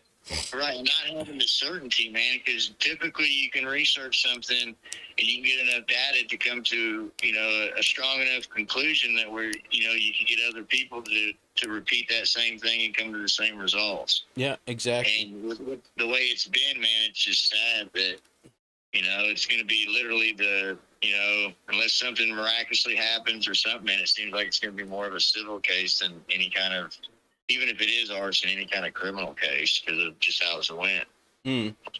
Hey, Laura D. It doesn't take off the point, though. We should still keep pressure on everybody involved until we do get answers. It doesn't matter if it is arson, if it isn't arson. The bottom line is this was a horrible fucking investigation. Everything from top to bottom needs to be gone through and figure out how we can do better at this. They got to do shit right. They got to do shit right. Yeah, I mean, it's the locals. I mean, they can literally get together and they can make it to where, you know, you can't have a rental in their town unless you have smoke detectors in it and you check them. They can make rules like that. Mm. And I mean, you're just going to have to put pressure and keep at it, and it's not easy. You know, it's not easy because, like you said, of all the cronyism that's gone on for so long, it's probably going to seem impossible when you start. Oh, it's But, there. I mean, There's no doubt that that's there. If you're going to be there your whole life and raise your kids there, you might as well start kicking somebody in the nuts right now. I'd get somewhere. I wouldn't stay there. Not no, but hell no. Why would you want to stay there? Why would anybody want to go there? But that's exactly what these cronies want. They want that to themselves. If you had a family homestead there, I could see, you know, I ain't going to knock the place. There's probably great things about Indiana. Mm. So I could see people having emotional ties to it. I get that. There's great Like you people said, in man, Indiana. There's great people there. I'm just, oh man, I don't know if I could yeah. put up with this bullshit though. I mean, I don't know. I mean, like I said, I'd be that asshole downtown every day when I got off work with a sign and a fucking bullhorn, just giving it to them. Yeah. I mean, it would be no, you know what I mean? It'd be tough not to speak out instantly on it. It would be real tough. The two main cases that I think about all the time, I just ask for one thing. I just want to know what Doug Carter knows about both of them. Is that much to ask? Is that too much to ask Doug? Tell me everything you know about these two cases. Take him 2 minutes, wouldn't it? Tell me it all. I won't tell anybody, I promise. And like I said, he's going to be retiring soon, man. And the best thing we could maybe hope for is maybe he runs for governor, and maybe he can launch his own little task force, Carroll County task force, and shut it down. I mean, that would be. I mean, wouldn't that be something? If, you know, he comes back as the governor. You know what I mean? And puts on his little Arnold Schwarzenegger voice and shows up in Carroll County. He told you I'd be back. You know what I mean? Yeah. But, I mean, somebody's going to have to step up to the plate, and nobody's going to though, and bear their ass in the embarrassment, man, because it's, you know, the stuff that's in there, and like I said, possibly that's in the 911 call. It's embarrassing, man. But the only way we're going to do better is if that stuff is brought to the light, and people are able to see. And I mean, yeah, it's rough, man. It's emotional. It's raw. You know, listening to Galen scream, that is raw. Dude, that's so sad. That is the reality of the situation when you allow this shit to go on for so long like this, man. This is what happens. And yeah, I mean, it's I'll tell you what, dude. I'm gonna try and find one of these firefighters. There's 16 of them there. I'm gonna see if I can find one of them firefighters and talk to them. Yeah. That would pacify me, anyways. Well, I mean, I'd probably get you in touch with somebody too that, you know, be able to get you contact information as well. But absolutely. I'm sure you know people as well. But yeah, if you're interested in doing that, and I'd reach out to Doug Carter if I were you, Ruckus, just to see if he'd be able to speak to you on it. I've emailed him before. He didn't even answer. Oh, really? Yeah, he told me to go outside and play hide and go fuck myself, basically. I'm go play in traffic. Yeah. So, but all right, man.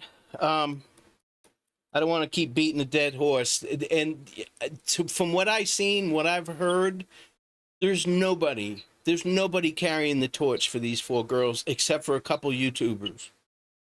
And most of them are conspiracy theorists, you know. The town itself, man, I've seen, you know, different ladies there. And I think Meow's had a lady on there as well that was friends with Galen's aunt as well. And, you know, it seems like it's all, and this is not sexist or anything, but it seems like it's all women too. Yeah. You tell me nobody there that's got a swinging pair has enough to stand up and say that this shit is wrong?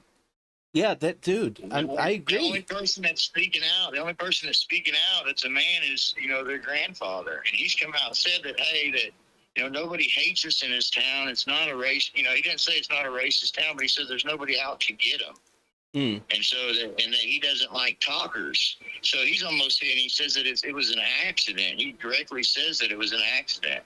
Yeah, you have to think that if it was an accident, we don't know. We'll probably never know. But okay, say it's an accident and it's just a tragedy. Then why all this bullshit? Why not release the fucking 911 call? Why go through all of this? Why are people resigning and quitting their career over this? You leave it as if you leave it as saying electrical, okay, then you got the errors. He's culpable because he just had his own company out there to make the repair, and they failed to make a proper repair. Let's say if that is the cause of it, okay. Now he's on the line because, or his company's going to be on the line because that's the company that guaranteed the work. They're electricians. I'm sure there's a code they got to run by. I'm sure that electrician can't leave a house unless it's properly grounded. I'm sure there's rules to that licensing, okay?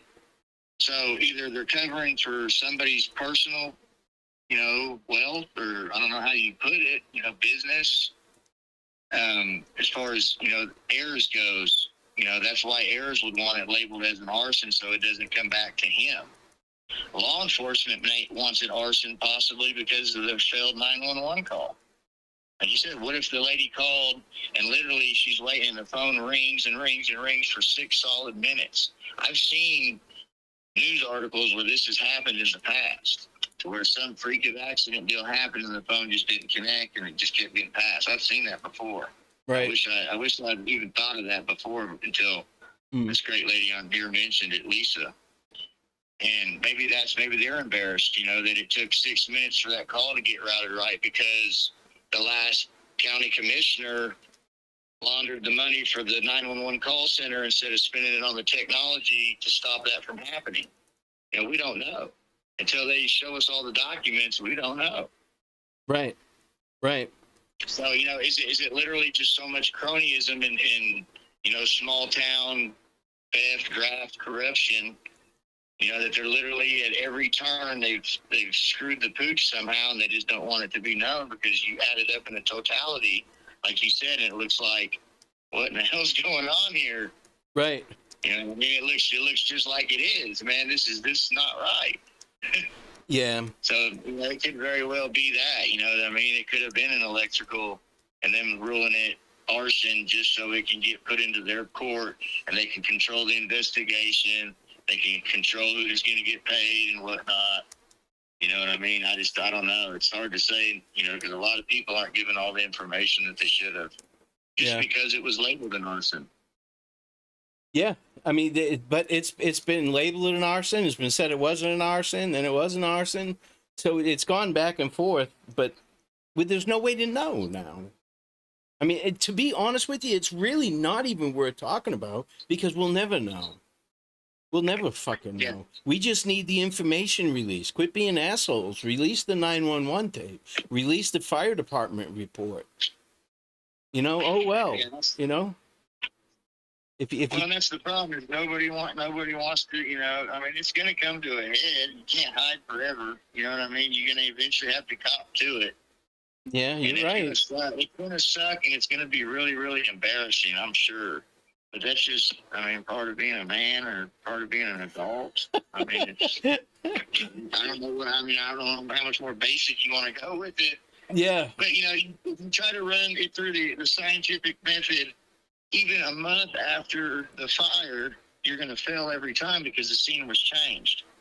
And if you go back and look at the dates when they did the investigations and stuff, you'll clearly see that most of the opinions are from several months after the fire. And so, and then a lot of the opinions they use in the civil case that, lead to accelerant, they're using other people's opinions. Like one guy uses Dennis Randall's opinion as to the origin and the cause, even though clearly he ruled when he shouldn't have ruled it that. Yeah. So, that's definitely the issue with as far as, vengeance is for God, that'd be the nicest way to put it, I guess. Yeah.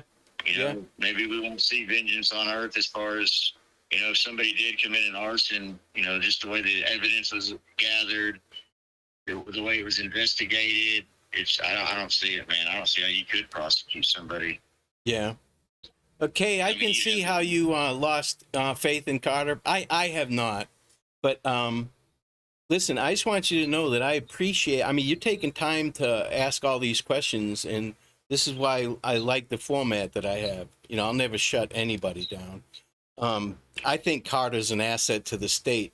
I don't know him as a person, but he certainly knows how to deal with the press. He doesn't do anything spectacular. He's not going to make an ass out of himself anyways. but he can only do so much. But I can see why you'd lose faith in him. I mean, it's been 6 years, over 6 years for both of these cases. But yeah, I just want you to reach out and let you know that, you know, I appreciate you asking all these questions and disagreeing. I don't mind it at all. Yeah, you're right, Vanessa. He's just a talking head. And he even says that.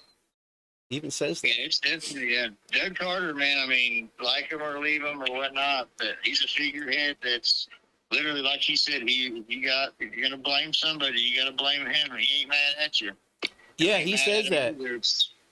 You know, somebody's got to take the blunt of it, but it just seems like there could be a better line of communication when it comes to Flora, and maybe there's a reason for it, you know, or maybe the media hasn't, you know, maybe it's the media not, you know, applying pressure, you know, and getting those interviews and whatnot. I'm sure Doug Carter would talk, you know what I mean? It's probably going to be a baseline to where you can't get into the investigation and stuff, and then eventually, you know, you come to the point where you're beating a dead horse. Yeah.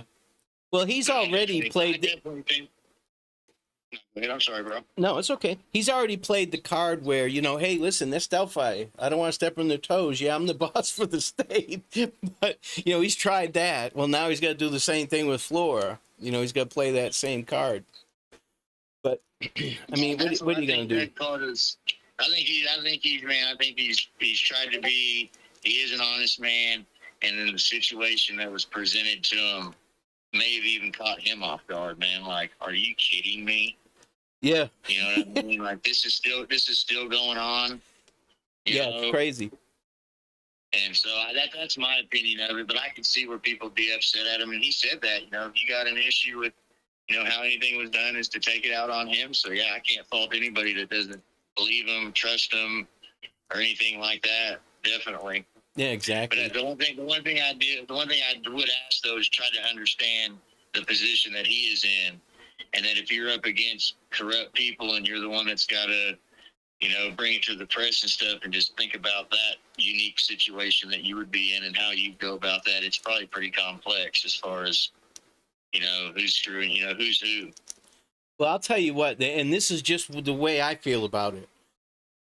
When everything is said and done in the Delphi case, you know, I'm hoping it's this big, spectacular thing that everybody's going to be shocked, like Tobe said. This here, I can't see anything but heartbreak by finding out the truth and getting to the bottom of it. Do you know what I mean? It's not the same as Delphi. Delphi, I'm hoping they get 15, 20 of them fuckers in a CSAM ring, and, you know, that would be fantastic. This I can't. It goes to show though in Delphi that, you know, God rest their souls, but those two girls have caught more criminals and sex offenders than they could at the sheriff's department there, or even the state police, and that's even including the FBI. You know, it took them forever to get Nassar busted up there in Indiana. Yep. So literally, Libby and Abby, you know, just because of the investigation and that, you know, this guy admitted to murder, you know, that he killed his uncle because they just come to, you know, somebody turned a tip in on him. You know, so literally they've solved more crime just from this one investigation than they've been able to bust probably themselves. Yeah. Just incredible that, you know, and understand where Doug Carter's coming from. You know, he's probably under the assumption that they're running everything above board, and then he shows up and they're like, you know, like, come back here, we need to tell you something. And he's probably like, what in the hell are you guys doing here? Yeah. I'm just holding out all hope, man, that Slick Rick and Doug Carter are going to come together, and they're going to release this information when the time's appropriate. Doug Carter's promised that when it's appropriate that he will, you know, release everything.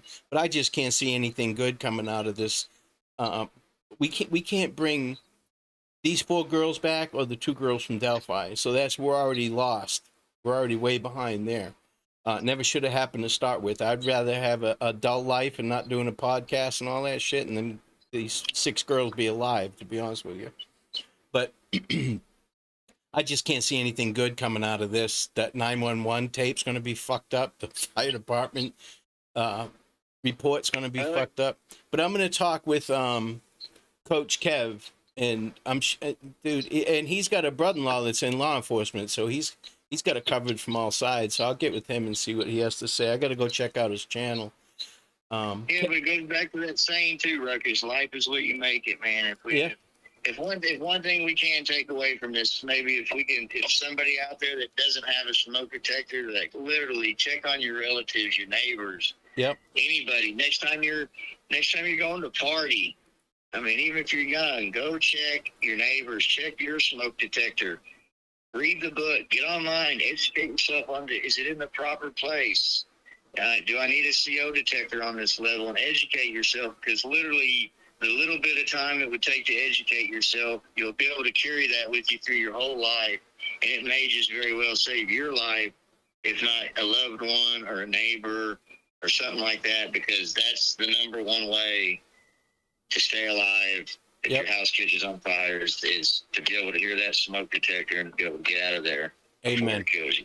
Amen. So if anything, if you guys have time, like I said, the Red Cross does a great program to where they'll train you for free. You get on their website. I know Ruckus had a link. If not, I'll put it in the comment section once we end this. The Red Cross does a great program to where they'll train you on how to install smoke detectors. And if you have time, you can go out and volunteer your time.